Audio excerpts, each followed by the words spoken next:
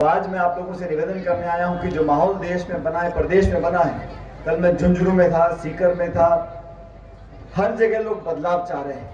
10 साल से वही भाषण, वही जुमले, वही नारे, वही अखबार, वही टेलीविजन, वही इश्तिहार, वही व्हाट्सएप मैसेज देख देख के लोग थक चुके हैं। और बीजेपी की सरकार ने 10 सालों में एक ऐसा वातावरण देश में बनाया है जहां प्रतिशोध की राजनीति हो रही है, बदले की भावना से राजनीति हो रही है, विपक्ष की आवाज को कुचलने का काम किया जा रहा है, कांग्रेस पार्टी के खाते सीज कर रहे हैं और चुनावी बॉन्ड्स के माध्यम से हजारों करोड़ रुपए भाजपा ने लिए।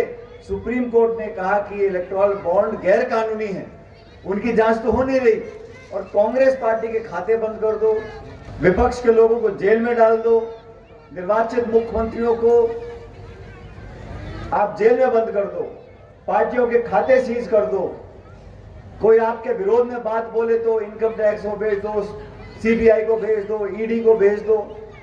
ये कहां की राजनीति है? 400 पार तो राजीव गांधी जी के आए थे, ये जो नारे दे रहे हैं 400 पार के, कोई दम नहीं है। जब 400 पार कांग्रेस पार्टी के प्रधानमंत्री के आए थे तब उन्होंने इस प्रकार का अहंकार और घमंड नहीं दिखाया था। उन्होंने कभी नहीं कहा कि मैं देश को भाजपा मुक्त बनाना चाहता हूं। इस लोकतंत्र में विपक्ष की आवाज को दबाने का जो काम कर रहे हैं वो स्वस्थ परंपरा नहीं है। इसलिए ये महत्वपूर्ण नहीं है कि संजय जी सांसद बनती नहीं बनती, महत्वपूर्ण यह है कि इस देश में बदलाव जरूरी है। इस देश में बदलाव करने के लिए हमारा गठबंधन हुआ है, इंडिया अलायंस के तमाम विपक्ष के नेता हम साथ मिलकर चुनाव लड़ रहे हैं। भारतीय जनता पार्टी ने आज भी क्या बोल रहे हैं, किसान के लिए, नौजवान के लिए, निवेश के लिए, उद्योग के लिए, महंगाई कम करने के लिए, बेरोजगारी कम करने के लिए कोई उपाय नहीं।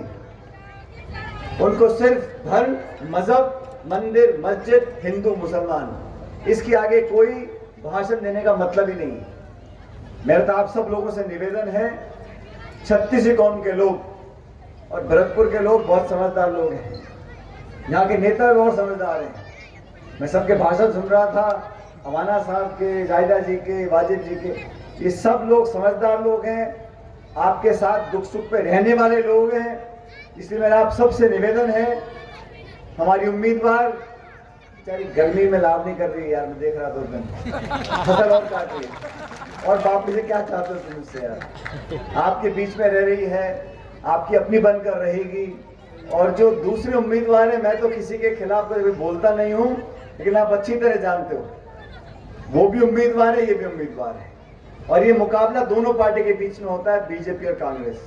बाकी छोटे मोटे कोई और भी दल लड़ रहे होंगे, मेरे ख्याल कोई मतलब नहीं, वो तो वोट काटने के लड़ रहे हैं। हम लोगों को 19 तारीख को कांग्रेस पार्टी को जिताना है और इस देश में, प्रदेश में एक ऐसी राजनीति स्थापित करनी है जो सबको जोड़ कर रखे।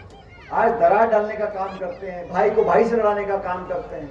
और सवाल पूछो कि गैस का सिलेंडर क्यों बिकता रहा महंगा, चुनाव से पहले आपने कम कर दिया, पेट्रोल डीजल 100 रुपए लीटर बिक रहा है, शिक्षित नौजवान हमारे बेरोजगार भटक रहे हैं, कोई संभालने वाला नहीं है। और मैं आप लोगों को बताना चाहता हूं, जब बीजेपी के पिछली बार 5 साल पहले 300 पार हो गए थे ना सांसद, क्या काम किया? 3 काले कानून बनाए किसानों के खिलाफ, नोटबंदी कर दी, जीएसटी लागू कर दी, मुख्यमंत्री को जेल में डाल रहे हैं। ये हाल उनके तब है जब 300 पार है, और कभी 400 पार हो गए तो अब कल्पना करो क्या होगा। इसलिए बहुत सोच समझकर हमारे देश में जो संवैधानिक संस्थाएं हैं उनकी विश्वसनीयता पर जो आक्रमण हो रहा है, उनकी पारदर्शिता पर जो आज प्रश्न चिन्ह लग रहे हैं, वो बहुत चिंता का विषय है। लोकतंत्र का मतलब ये नहीं है कि मैं वोट डालने का अधिकार मिल गया। लोकतंत्र का मतलब होता है कि जवाबदेही होनी चाहिए। 147 सांसदों को एक दिन में आप निलंबित कर दो और पीछे से कानून बनाते रहो, ये कहां का लोकतंत्र है? संस्थाओं को कमजोर कर दो, अफसरशाही को, चुनाव आयोग को, सारी संस्थाओं को, ब्यूरोक्रेसी को। हम लोग चाहते हैं इस देश के अंदर जमहूरियत मजबूत रहे, हमारे गणतंत्र में जो लोकतंत्र की जड़ें इतनी मजबूत हैं वो वैसी बनी रहें। इस बात का हमारा संघर्ष है। राहुल गांधी पैदल चल रहे 4-4 हजार किलोमीटर, न्याय यात्रा निकाल रहे, लोगों को जोड़ रहे हैं। जो गरीब है, दबा कुचला है, पिछड़ा है, महिला है, नौजवान है, किसान, जिनकी आवाज को कोई सुनने को तैयार नहीं है। भारतीय जनता पार्टी में तो एक तरफा काम है। भाषण सुनते रहो, मन की बात सुनते रहो, टेलीविजन पे, रेडियो पे, मोबाइल पे एक तरफा भाषण चलता रहता है। दूसरे के सुनने के मतलब नहीं है। सवाल पूछ लो, तुम देशद्रोही हो। महंगाई कम क्यों नहीं होती? तुम राष्ट्र विरोधी हो। हमारा मैनिफेस्टो बनाया, कहते हैं ये मुस्लिम लीग का मैनिफेस्टो है। मतलब जिम्मेदार पदों पर बैठे लोग संवाद करने से बचते हैं, चर्चा करने से बचते हैं, जवाब देने से बचते हैं। इस प्रकार की राजनीति को हमें समाप्त करना है और उसका काम सिर्फ आप लोग कर सकते हो। आपके हाथ में ताकत है, आपका बटन दबेगा और जनता जनार्दन है। जिसका बटन दबा दिया उसके बारे न्यारे, और जिसका बटन नहीं दबा उसको धरती पर पटक के फेंक देते हो। ये लोकतंत्र की ताकत है। अपनी वोट की कीमत को समझना पड़ेगा और इस नौजवान हमारे प्रत्याशी को अपना वोट डालो। मैं आपसे आग्रह करने के लिए आया हूं। आज भी मुझे 3-4-5 जगह जाना है, लेकिन हम जहां जहां जा रहे हैं, मैं पूरे माहौल को देख रहा हूं। प्रदेश के अंदर लोग ऊब चुके हैं उन्हीं भाषणों से, उन्हीं वादों से। अभी क्या भाषण देते हैं? 2047 में हम फलाना करेंगे, ठिकाना करेंगे, अमृत काल में ये होगा, वो होगा। अरे 10 साल से आपकी सरकार है। इन 10 सालों में आपने किसान की आमदनी दुगनी क्यों नहीं करी? इन 10 सालों में 2 करोड़ प्रतिवर्ष रोजगार क्यों नहीं दिए? ये सवाल तो पूछने का अधिकार है। जो सवाल पूछे, ये राष्ट्र विरोधी है, ये देश विरोधी है।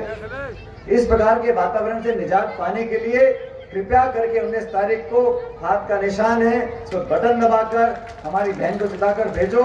इतना मैं आपको आश्वासन दिलाता हूं, ये जीत कर जाएंगी तो आपके बीच में रहेंगी और आपकी आवाज को दिल्ली में मजबूती से उठाएंगी। इस बात का मैं आपको आश्वासन दिला सकता हूं। इसलिए साथियों, अंत में, और ये बहुत साधारण परिवार से आती है, मैं कार्यकर्ताओं को कहना चाहता हूं, ये उस तरह का चुनाव नहीं है कि हम लोग उम्मीद करें कि उम्मीदवार हमको लिए घूमेगा।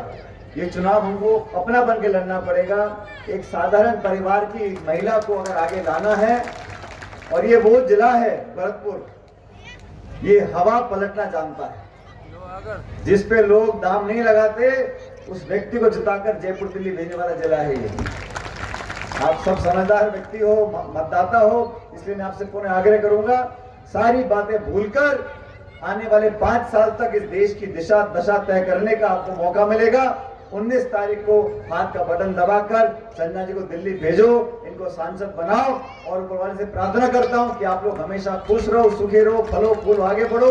इस क्षेत्र का हमसे, मेरे परिवार से बहुत पुराना लगाव है और मैं हक समझता हूं, अधिकार समझता हूं इस क्षेत्र में आकर आप लोगों से बात कहने का, मांगने का, सुनने का। इस प्यार को हमेशा बनाकर रखना। आप सबका बहुत बहुत धन्यवाद। राम राम साहब।